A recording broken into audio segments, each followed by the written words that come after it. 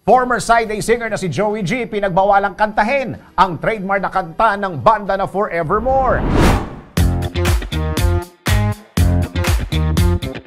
Para sa aking balitang showbiz, kinumpirma ng composer na si Joey Benin na pinakiusapan niya ang dating side A singer na si Joey Generoso na mas kilala na Joey G na tigilan ng pagkanta ng trademark song ng banda na Forevermore. Sa kanyang Facebook account, ipinost ng composer ang kanyang pakiusap kay Joey na tigilan na nito ang pagkanta ng Forevermore nang mag-solo na ito noong 2015 unless kasama nito ang buong banda. Ito ayon kay Joey ay para makapag-establish umano si Joey G ng sarili nitong identity na kayang-kaya naman daw nito dahil sa ganda ng boses nito. Hindi na raw nito kailangang gamitin pa ang kanta ng side A dahil maaari naman ito makipag-collaborate sa ibang composer para makagawa ng isang kanta na maituturing nitong kanyang-kanya. Ngunit ang pagbawal niya raw kay Joey G na kantahin ng Forevermore ay hindi nangangahulugan na pinuputol na niya ang kanilang ugnayan. Magiging beneficial umano sa magkabilang panig ang kanyang pagbabawal dahil magkakaroon ng sariling kanta si Joey G at ganoon din ang kanilang grupo na side A. Sinabi pa ni Joey na napanood raw kasi niya sa social media na hanggang ngayon ay kinakanta pa rin ni Joey G ang Forevermore